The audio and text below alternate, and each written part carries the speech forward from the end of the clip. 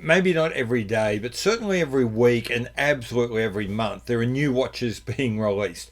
Most of those go through to the keeper without any kind of examination. Some of them are so interesting that we end up doing hot takes and whole videos on.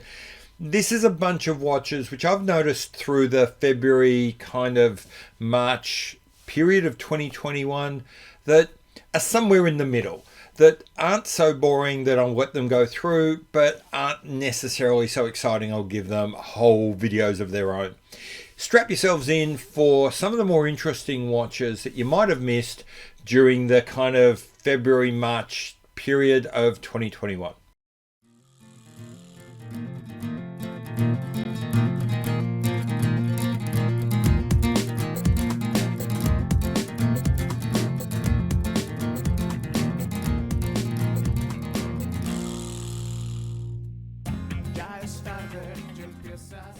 Okay, so I think the first of the really interesting watches over the last month or two have been these two new things out of Citizen.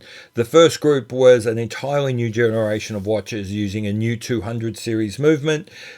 What makes this interesting? Well, not the design. Look, let's be frank. The design, whilst picking up on the current 70s sports watch zeitgeist, is hardly groundbreaking, isn't that original. It's perfectly pleasant, it's very nice, but there's nothing really exciting about it. What is exciting is that this is a $6,000 Citizen watch, not a Campanola, not one of their fancy brands, just a plain old everyday Citizen that they're going to sell us for $6,000. That's interesting. That it comes with a Swiss designed but Japanese built movement is also, to me, really interesting. That Citizen thought, you know what, it was worth going to Le Joux Perret, which is within their group, to have a watch designed, but that there was no need to have it made in Switzerland. There was no need to brand this in any way, shape or form as made in Switzerland. There was no need to play with anything there, is again interesting. It says a lot about who Citizen thinks, maybe not who they are, but who they could be. Coming closer to who they are is probably the new Series 8. Very similar watch to the new gen. Does come with a simpler 900 series movement, which does look a lot more within the norm. It's a very straightforward design of the watch, very straightforward movement. At $1,200, it's very much within what it's probably still at the high end of what we'd be expecting to pay for a Citizen, but does in itself make sense. But take the Series 8, combine that with the new gen and what it says about being $6,000, and all in all, I find this a really interesting move from Citizen, but at the same time, I find myself fascinated to know what comes next. I've always considered Citizen the most confused group and Citizen the most difficult to understand brand. And these two releases continue that. Confirms that I have no idea how to categorize this company. I don't know what watch is going to come out next. I never saw these watches coming. Don't know where we're going to go to next. But you know what? In a world where I can predict some watch companies' catalogs decades into advance, that's actually really interesting, and I'm glad Citizen have done that. The next most interesting watches I've seen come out lately are the Grand Seiko Four Seasons GMTs. I find this interesting because it's almost an expression in watch form that Grand Seiko does not want to be Rolex. That Grand Seiko is taking everything that the community says a brand should do to be like Rolex and just ignoring it. That what we get is huge variety. What we get are multiple colors, even multiple movements within a watch. We get huge emphasis on looks and textures. We get a complete embrace, an overt embrace of the design. That's in a world where everyone seems to be saying that in order to be successful, there are certain things a watch company must do. I love and am fascinated by watching Grand Seiko essentially say, no, we're going to choose to do it completely differently. That said, there's parts of this watch there's parts of it I love. The dials are gorgeous. The cases are wonderful. Overall, the design, I'm a big fan of. Look, it's still too thick. At 14 millimeters, frankly, for me, that's 1,000-meter diver thickness. That's just too much. And I think maybe the case design is a little too simple. Yes, I know that the dial is bringing most of the visual drama here, but I think the case needs to do a bit more heavy lifting. Now, how will this go? Is this a winning strategy? Will this propel Grand Seiko even further? Or is the Rolex method of tight discipline, of enforcing your will on the customer, is that the way to go? You know what? I don't know. And I don't think that these Grand Seiko watches are perfect. There are parts of them I don't like, but I find them fascinating because they pose a question to us and give us an idea of whether something can be done differently. Another watch, it's not really a watch, it's a group of watches that are kicking around at the moment. It's this idea of red dials. Okay, so over the last couple of years, green dials have been everywhere, and green dials were the trend. They were the new thing. My gut feel is that green dial is nothing special anymore. It's not a novelty. It's just a color. Whereas once every watch came in black and white, and then we branched out probably about 10 years ago, and blue became a color. Well, first off, it became a trend, and then it just became a color. So, 2 years ago, if you were making a watch, you were thinking it was going to come in black, white, and blue.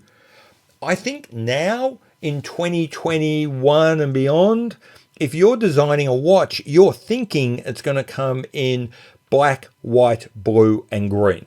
They're going to be your base colors that you'll make available. And salmon's probably kicking around the edge there too. I think there's a few people now, what that means is green as a novelty color is kind of dead. And a few people are experimenting with red. So in the last couple of weeks, we've seen the Chopard Red Eagle, the Bell & Ross Red Bronze Diver, the Oris Aquis Cherry Red Dial, and very recently the new Omega Deville Tresor in stainless steel with the red dial. It's early days, and maybe it's something that we've got to get used to. Maybe it is a difficult color where you've got to find exactly the right tone and mix. But looking at these watches right now, I'm thinking red isn't gonna work. It's not. It might work okay as a novelty, and it might sell a couple of watches on the edge. But looking at these and a few other red watches which have come out lately, I'm not convinced this is going to turn into anything more. Okay, next group of watches which I found interesting, again, going back to Seiko, are the new Seiko Presage Sharp Edge GMTs. I've never really fallen for the Presage line. It's always been a little too dress-oriented for me. However, over the last year or so, they have been skating closer to a more sporty vibe, staying shy of the outright tooliness of Prospex, but still getting a bit more sporty. And these new Sharp Edge GMTs are definitely in that feel, that kind of genre, albeit in a kind of Astron mall watch kind of way. Now, it could just be the render, and it might be that in real life the details of this watch will be a little bit sharper, will be a little bit crisper. But overall, I'm not loving these watches. As I say, they look a bit unfinished, and they do have a kind of Astron mall watch kind of vibe. But what is getting me interesting here is Seiko seems to be mainstreaming the GMT. Now, GMT is a function which we see a lot. It's kind of one of the default go-to complications for Grand Seikos. But This is the first time I can remember seeing the GMT complication rolled out in mainline presage or Prospex watches. And that is interesting because it says something about the direction that Seiko might be thinking it's going to go.